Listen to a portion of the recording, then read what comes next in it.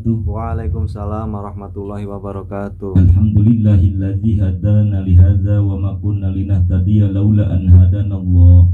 Wassalatu wassalamu ala asyrafil anbiya'i wal mursalin wa ala alihi washabbihi ajma'in, amma ba'du.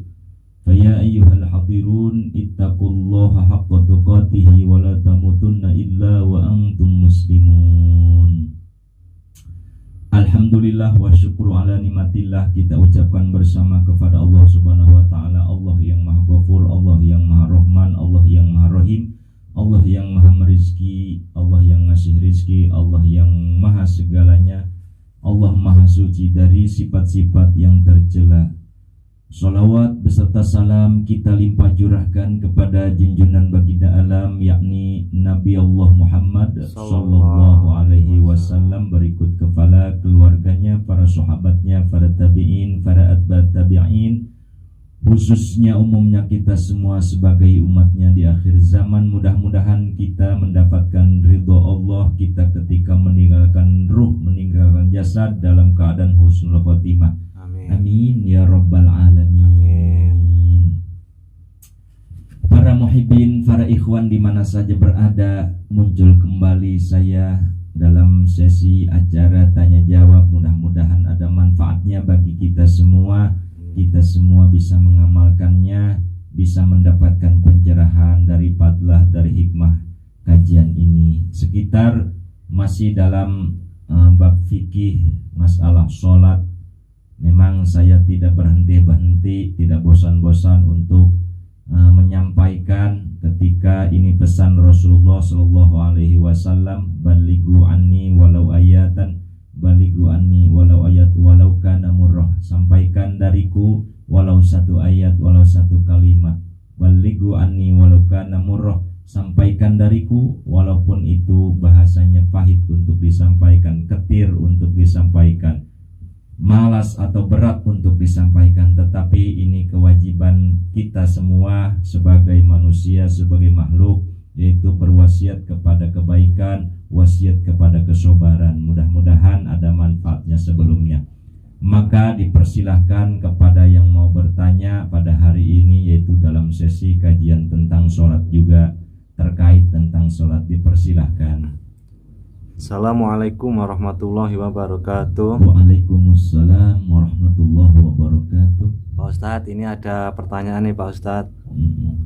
Apakah sholat 5 waktu itu adalah amal yang pertama kali nanti dihisab di akhirat? Iya. Terima kasih Pak Ustadz. Sama-sama, terima kasih. Mudah-mudahan pertanyaan Mas ini bisa mewakili kepada seluruh netizen, seluruh muhibbin, muhibbat di mana saja berada, bahwa amalan apa yang pertama kali dihisab, apakah amalan sholat, apakah amalan puasa, apakah amalan lain-lainnya. Nah ini benar, ketika ini dimensi, kita menceritakan dimensi alam akhirat. Alam akhirat itu di mana kita semua akan berhadapan dengan malaikat-malaikat Allah, hakikatnya dengan Allah, yaitu mempertanggungjawabkan amalan kita semua di alam dunia, baik itu yang bagus maupun yang buruk.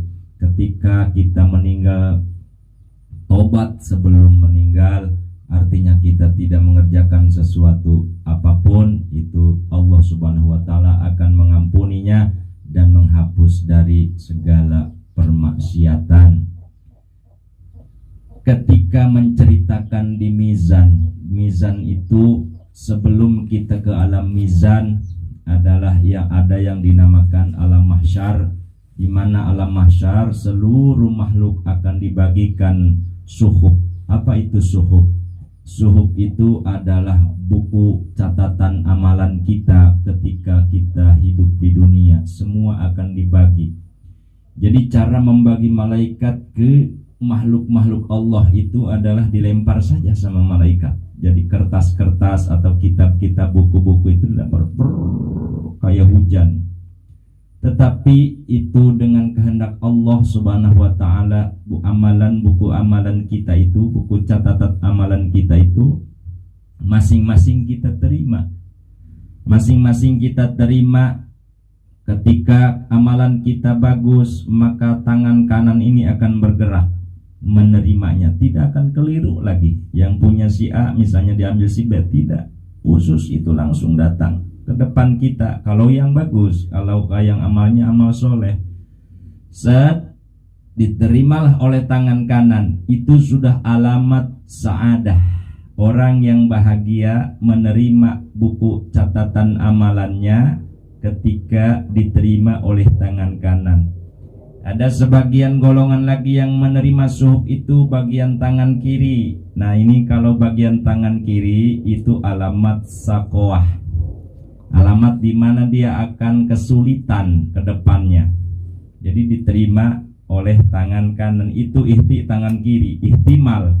Ihtimal itu bisa dia nanti insya Allah selamat, bisa ihtimal lagi dia biasanya celaka. Itu kalau tangan kiri. Kalau tangan kanan sudah yakin bahwa dia akan mendapatkan kebahagiaan. Ada yang diterimanya oleh ini bagian belakang.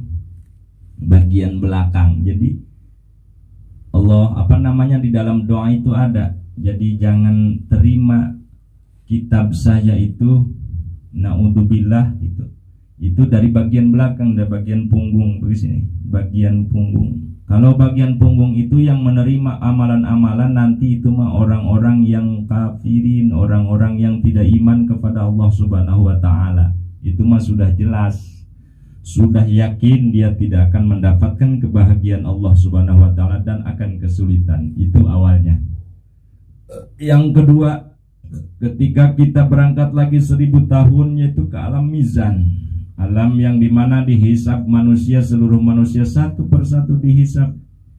Dihisab itu dihitung, ditimbang. Ketika ditimbang akan dipertanyakan dulu tentang sholatnya. Kata Rasulullah Shallallahu Alaihi Wasallam, awwalu ma yuhasabu fil mizan as-sholatu, yaitu yang pertama kali dihisab di mizan, akan ditimbang di mizan, akan diperhitungkan di mizan adalah amalan sholat, pekerjaan sholat. Ida soluhat sholatuhu, soluhat kulluhu. Ketika amal sholatnya bagus, baik, benar, jujur, ikhlas, maka seluruh pekerjaan amal lainnya akan mengikuti dengan bagus, dengan baik. Kalau amalannya, sholatnya tidak ada isinya, sholatnya penuh dengan riya, sholatnya penuh tidak dengan ilmu, tidak berilmu, tidak dengan pertingkah ilmunya sholat, maka ini akan dinamakan sholatnya tidak diterima, akan menjadikan amal-amal yang lain pun kesulitan, baik itu puasanya, zakatnya, sedekahnya dan lain sebagainya. Jadi ini adalah titik awal daripada bahagia dan celaka ketika amal sholat dihisab. Ketika malaikat mencatat kamu sholatnya ini alhamdulillah bagus, karena kamu ketika melaksanakan sholat sesuai dengan ilmunya, fardunya tahu, sunnahnya tuh tahu juga, terus pelaksanaan sempurna. Sebelum sholat pelaksanaan toharoh bersuci dulu kamu tahu dengan sempurna. Ketika dihisab, di mizan, ditimbang, amal sholatnya bobotnya bagus. Nah setelah itu kesananya ringan, kesananya gampang, puasanya bagus. Sebab sholat itu hakikatnya mencakup kepada seluruh pekerjaan kita.